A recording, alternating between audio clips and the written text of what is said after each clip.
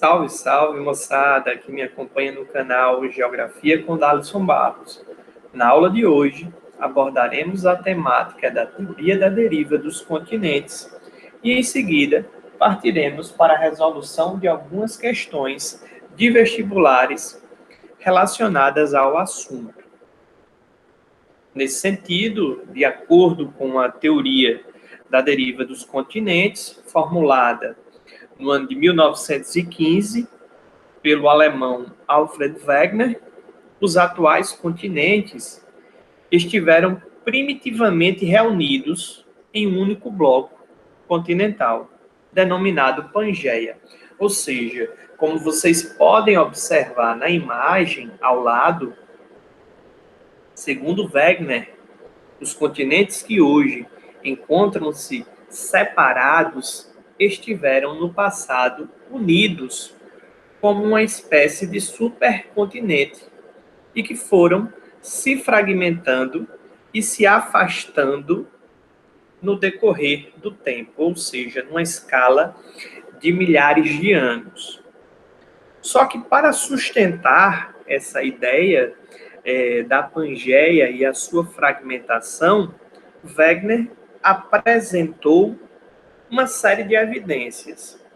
Ou seja, quais foram as evidências encontradas por Wegener e que formularam a sua teoria?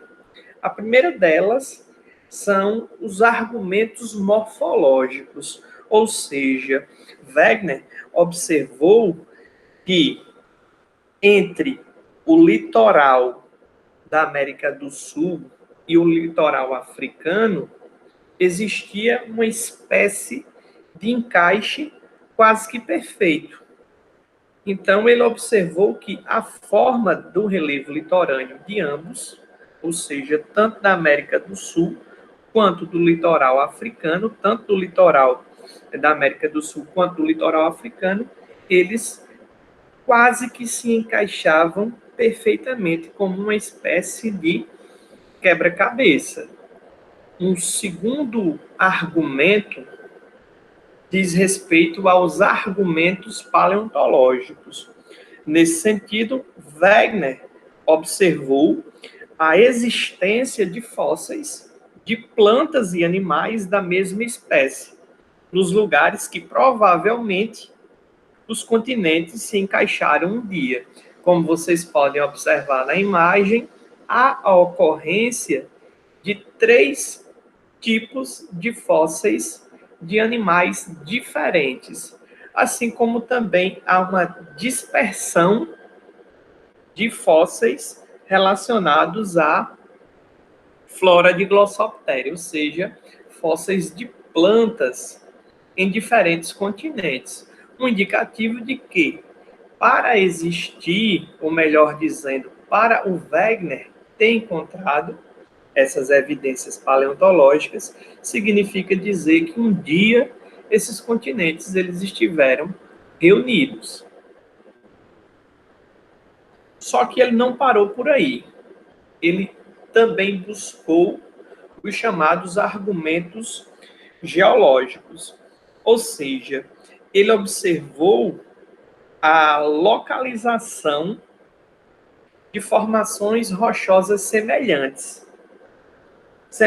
em diferentes áreas continentais, o que significa dizer que, para ocorrer rochas do mesmo tipo e da mesma idade, elas pertenceram ao mesmo evento geológico. Então, o que é que explicaria, por exemplo, o fato de termos na América do Sul, por exemplo, e no continente africano, justamente nas áreas onde se encaixam perfeitamente o mesmo tipo de rocha com a mesma idade? Significa dizer que essas formações rochosas antigas, elas datam do mesmo período porque pertenceram ao mesmo evento geológico. E para ter pertencido ao mesmo evento geológico, significa dizer que é mais um indicativo de que um dia estiveram reunidos.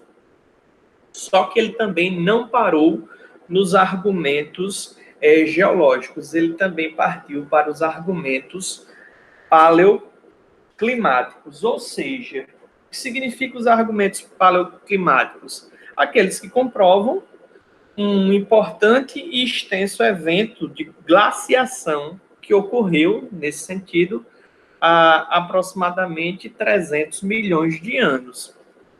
Como assim? Ou seja, ele se pautou nos vestígios de depósitos glaciares, aqueles que relacionam-se com a presença dos mesmos. Se analisarmos, por exemplo, esses depósitos glaciares, esses vestígios, coincidem justamente com as áreas onde os continentes estiveram também unidos, como vocês podem observar nas imagens. Todavia, qual foi a grande problemática?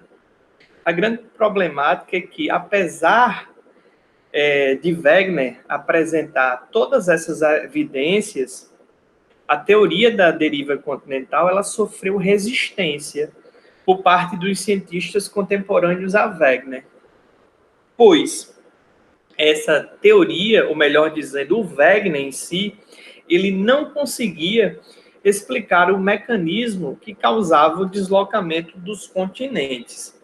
Vale salientar que, infelizmente, naquela época, não se conheciam as propriedades plásticas da crosta e do manto, que forneceriam mais tarde as respostas satisfatórias a essas questões. Ou seja, em outras palavras, os geofísicos, né, daquela época, eles acabaram se frustrando, né? Ou seja, eles estavam frustrados pela dificuldade de explicar o mecanismo responsável pelo deslocamento das imensas massas continentais do passado. E, nesse sentido, eles acabaram descartando a hipótese de Wegener. Então, a teoria ela foi relegada ao esquecimento porque não se tinha ainda descoberto o mecanismo, ou seja, por isso que o Wegener ele batizou como deriva dos continentes. E quando a gente fala de deriva, a gente lembra, por exemplo, de um barco que está à deriva, né? Está ao sabor do vento. Ou seja, nesse sentido, Wegener, como não sabia explicar os mecanismos que movimentavam, ele acreditava que os continentes também estavam à deriva, né? Estavam flutuando. Só que não sabia explicar o porquê. Nesse sentido, visto quais foram os argumentos que o Wegener reuniu a partir de 1915 para fundamentar a sua teoria, visto que uma parte dos geofísicos, né, dos cientistas, dos acadêmicos da época, desacreditaram a sua teoria. Então, visto isso, agora eu peço que vocês parem o vídeo, leiam o enunciado e tentem resolver as questões. A primeira questão, ela diz o seguinte: a teoria da deriva dos continentes foi enunciada pelo cientista alemão Alfred Lothar Wegener em 1912.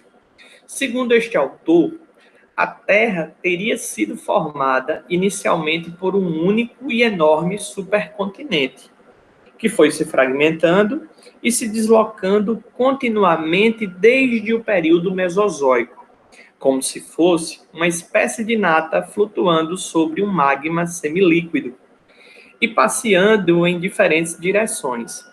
Assinale a alternativa que contém o nome com o qual foi batizado este supercontinente inicial. Letra A, Gaia. Letra B, placas tectônicas. Letra C, folheiros de Wegener. Letra D, rifts. Letra E, Pangeia. Então, quem marcou letra E, Pangeia, acertou a questão. Ou seja, o supercontinente inicial, esse bloco único continental, foi denominado por Wegener como Pangeia, que significa, traduzindo do grego, né? Pan é todo e geia, terra. Segunda questão. Sobre a figura, é correto afirmar que ela, ou seja, nesse sentido é necessário uma interpretação da imagem. Letra A. Endossa didaticamente o princípio do atualismo empregado na análise físico-geográfica do mundo? Obviamente que não. Nós temos aí na imagem o quê? Nós temos uma junção dos então continentes atuais.